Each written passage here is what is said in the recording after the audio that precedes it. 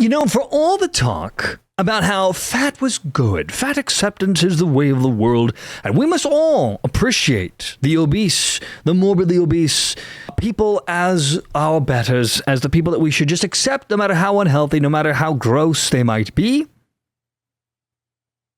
That it was good, that you dare not say anything about it. Well, now that there's a drug out there that actually does something about it, even if it does come with potentially severe side effects, people are saying, well, I'm out with the fat and in with the thin. And this seems to be angering some people. This is from page 6.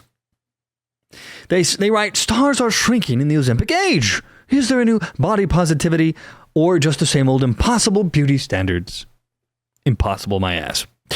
Last weekend, Meghan Trainor stunned fans when she made an appearance at Kris Jenner's birthday party looking unrecognizable to many. The major-look singer, 31, rose to fame with a curvy figure, meaning fat, and high-volume body positivity. She said, I ain't no size 2, but I can shake it. I'm bringing big booty back. She belted in 2014, all about the bass. But at the Jenner soiree, Trainor's curves were notably turned down because now that she didn't have to be fat, she wasn't going to be so. Instead, she looked strikingly streamlined in a black velvet column dress and fitted red jacket, her once full face defined by strict angles and hollows, meaning her once fat face. Ooh, there's the old her. Yup. Definitely an improvement, I'm just going to say. And people are mad about this. And she said, no, I don't look like I did 10 years ago. I've been on a journey to be the healthiest, strongest version of myself for my kids and for me. Noting that she used weight loss medication after her second pregnancy. Shout out to Monjuro. And so, from Ariana Grande and Amy Schumer to Trainor and Mandy Moore, some of the biggest names in entertainment are suddenly looking smaller than ever. In the age of Ozempic, being stick thin is easier than ever, but is also more expected, insiders say. Body shapes used to be unique. No, there was a strong attempt to force people, men in particular, to accept the overweight, the gross, as beautiful. Beautiful at any size. 500 pounds, you better want to stick it in there. Tap that ass. Well, that didn't work. Men were never going to accept it. There's always going to be a couple of weirdos on the edges who are desperate enough. But it was never going to be what people consider beautiful. And the only reason why the movement even gained traction was because of the amount of censorship that they put online. It was during the age of cancel culture, depersoning, deplatforming. If you said the wrong thing, you could find yourself on the outs. But now that the internet is once again a place where diverse conversations can happen and they can't be controlled by the big bad corporate and government types, well, fat is on its way out. Now, some female stars have been candid about the use of Ozempic and other GLP-1 medications, so much so that their openness has been framed as the next frontier in body positivity. Meaning we're going back to being healthy. Although, let's be honest, people like Ariana Grande have taken it too far. She looks gross because if you look like you're a Holocaust survivor, there's something wrong with you. Just saying. Even Amy Schumer, the unfunny person, is getting skinny. But the article goes on to write, but is the new skinny really an empowering investment, or is it just medically induced twist on the same old Hollywood standards of beauty? Look, being fat was never a standard of beauty.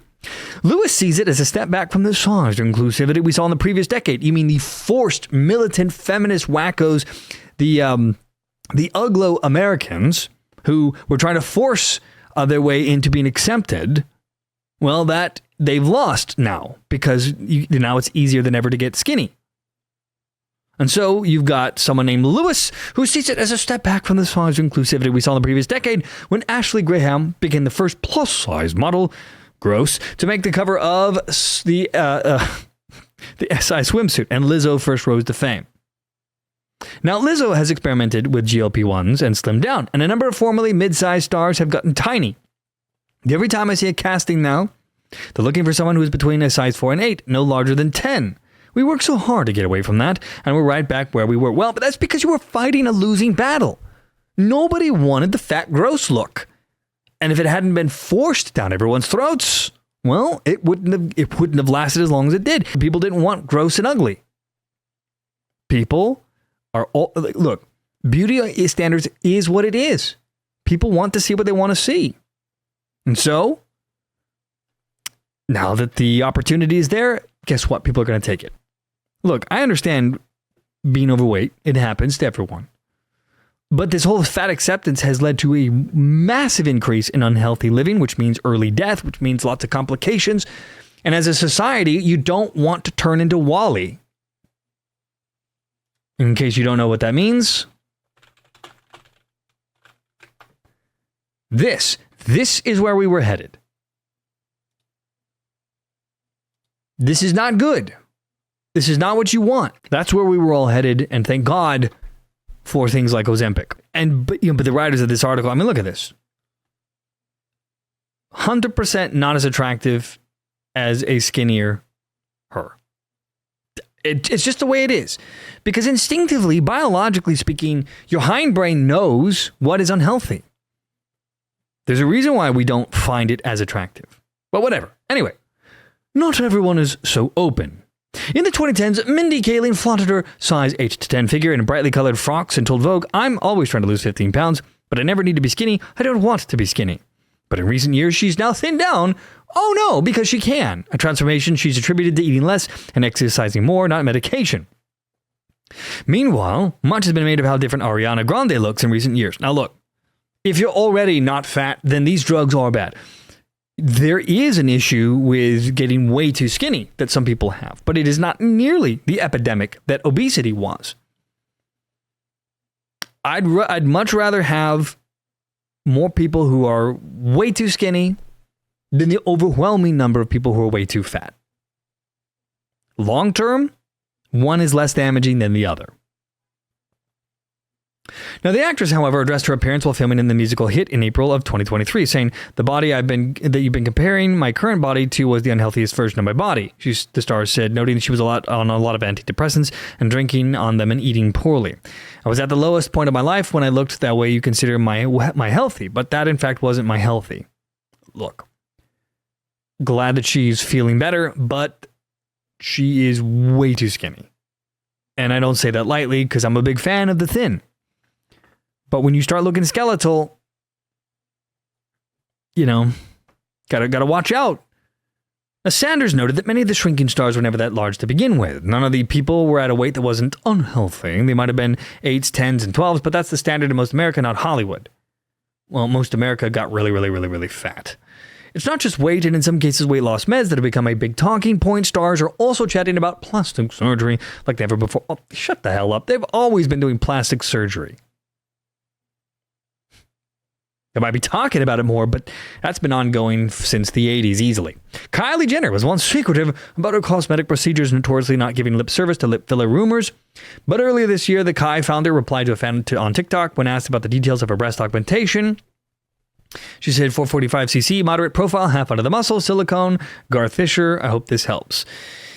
And in a recent New Yorker piece, Jennifer Lawrence talked about how she's had Botox and avoids fillers and is planning to soon get a boob job in preparation for a nude scene she's filming this spring. Well, look, Jennifer Lawrence may be a bitch, but good for her.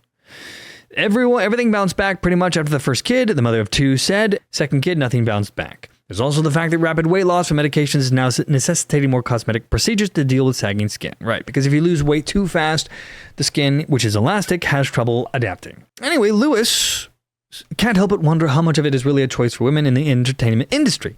There's a lot of peer pressure in Hollywood, she said. We're going back to the older dates of thinner is better if they stars don't have the basis and structure to say, I don't care, I'm happy in my size. Because the truth is, generally speaking, skinnier is better. Thinner is better when it comes from a beauty standpoint. And if you're going to be in Hollywood, where people are going to buy tickets based on you as an interesting character, if you look gross, if you look less attractive, you're going to sell less tickets. That's how it's always been, and that's how it always will be. And you watch and you wait when AI destroys what's left of Hollywood after the woke wars. AI is not going to be a bunch of fat, morbidly obese digital actors and actresses. Mark my words.